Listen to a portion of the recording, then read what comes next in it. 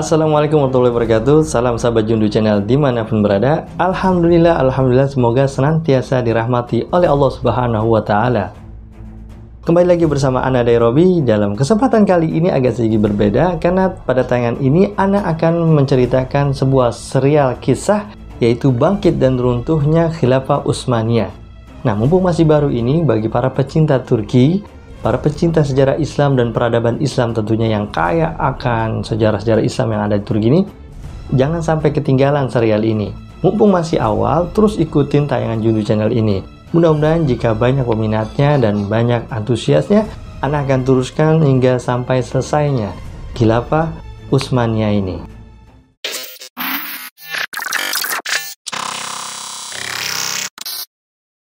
Bismillahirrahmanirrahim. Pada tayangan pertama ini Ana akan menceritakan asal-usul negara Turki. Negara Turki yang kita lihat saat ini adalah nggak serta-merta pluk muncul begitu aja, tapi ada sejarah histori yang sangat luar biasa yang merupakan ada kaitannya tentang peradaban Islam pada zaman sahabat Rasulullah SAW. Negara Turki dulu wilayah yang disebut dengan Turkistan, yang terbentang dari dataran tinggi Mongolia dan Cina Utara di bagian timur, hingga Laut Qazvin di sebelah barat, dan dari lembah Siberia di sebelah utara hingga anak benua dan Persia di sebelah selatan. Disinilah berdiam sebuah suku yang bernama suku Algiz dan kabilah-kabilah besarnya, dan ini disebut dengan sebutan Turk. Kemudian kabilah-kabilah ini melakukan migrasi besar-besaran pada paruh kedua abad ke-6 Masehi, yaitu ke Asia Tengah. Beberapa sejarawan berbeda pendapat mengenai alasan kenapa mereka melakukan migrasi besar-besaran ini. Pendapat pertama, alasan mereka melakukan migrasi besar-besaran ini adalah adanya faktor ekonomi, kemarau panjang, dan banyaknya keturunan mereka. Akhirnya pada sumpek mereka semua, dan menyebabkan mereka tidak nyaman dan harus mencari tempat yang layak. Akhirnya mereka melakukan migrasi besar-besaran untuk mencari padang rumput yang lebih subur, atau mencari kehidupan yang lebih layak atau lebih baik untuk mereka semua.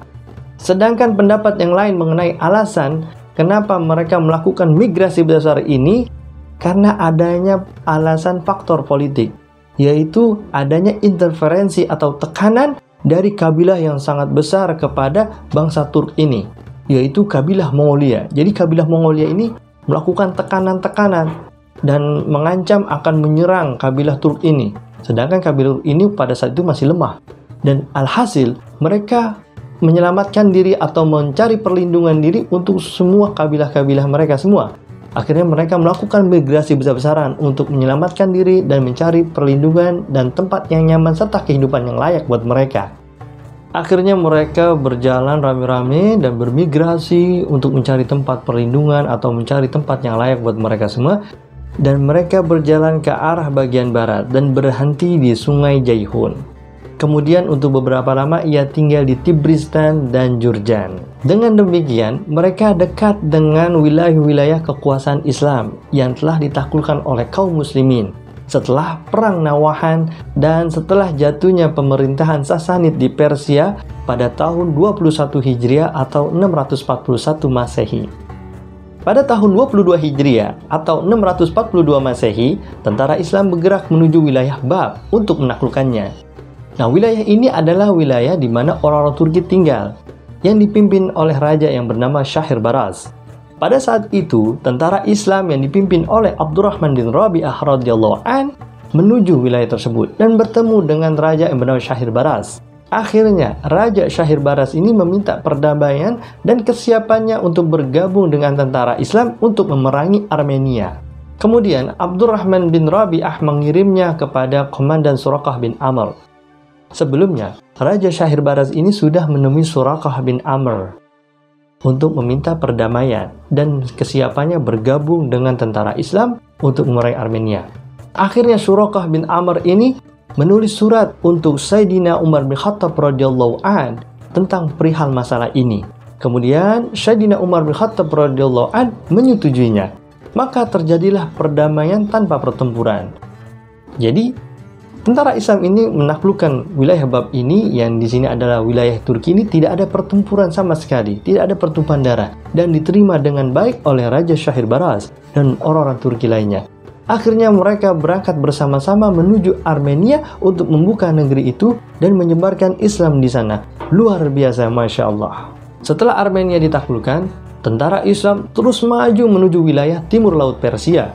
Hingga akhirnya tersebar luaslah dakwah Islam di sana. Setelah jatuhnya pemerintah Persia. Karena Persia ini adalah penghambat utama tersebarnya syiar Islam di sana. Dan dengan lenyapnya rintangan ini, dan dengan keberhasilan tentara Islam membuka wilayah-wilayah baru, maka terbukalah ruang gerak untuk penduduk negeri itu. Dan termasuk di dalamnya ada orang-orang Turki. Hingga terjadi sebuah interaksi antara kaum muslimin dan orang-orang Turki. Dan akhirnya, orang-orang Turki masuk Islam dan menjadi bagian mujahidin untuk menyebarluaskan agama Islam dan menegakkan kalimat Allah Subhanahu wa Ta'ala. Masya Allah, dari sini nih orang-orang Turki masuk Islam, tersebarnya Islam di Turki. Pada masa pemerintahan Utsman bin Affan radhiyallahu an, negeri Tibristan ditaklukkan dan kaum muslimin menyeberangi sungai Jaihun pada tahun 31 Hijriah. Akhirnya mereka berhenti di Turkistan, maka masuklah sejumlah besar orang-orang Turki ke dalam Islam dan mereka menjadi bagian penting dalam jihad di jalan Allah di seluruh dunia. Masya Allah, luar biasa. Kemudian tentara Islam terus melanjutkan perjalanannya ke wilayah-wilayah tersebut untuk menyebarkan Islam dan berhasil membuka Bukhara di zaman Muawiyah bin Abu Sufyan. Terus lanjut jalan perjalanannya menyebarkan Islam, terus membangun kekuatan, mengekspansi sampai ke Samarkand. Maka jadilah wilayah-wilayah Asia Tengah di bawah kekuatan Islam yang adil. Dan mereka hidup dengan peradaban Islam yang cemerlang. Masya Allah, la hawla wa la quwata illa billahil aliyil azim. Jumlah orang-orang Turki yang masuk dalam lingkaran pemerintahan semakin banyak di zaman pemerintahan Abbasiyah. Mereka memegang posisi-posisi penting seperti bidang militer dan administrasi. Di sana ada tentara, komandan, dan penulis dari kalangan mereka. Mereka bergerak dengan tenang dan penuh ketaatan atas semua perintah. Alhasil, mereka mencapai posisi tertinggi. Tatkala Al-Mu'tasim memerintah di zaman dinasti Abbasiyah, beliau telah membuka lebar-lebar bagi orang-orang Turki dan memberikannya mereka kedudukan dan posisi-posisi penting di dalam pemerintahannya. Hak istimewa ini menjadikan mereka mampu berpartisipasi dalam kebijakan-kebijakan negara. Apa alasan Al-Mu'tasim memberikan ruang gerak yang begitu lebar untuk orang-orang Turki ini di dalam pemerintahan Abbasiyah?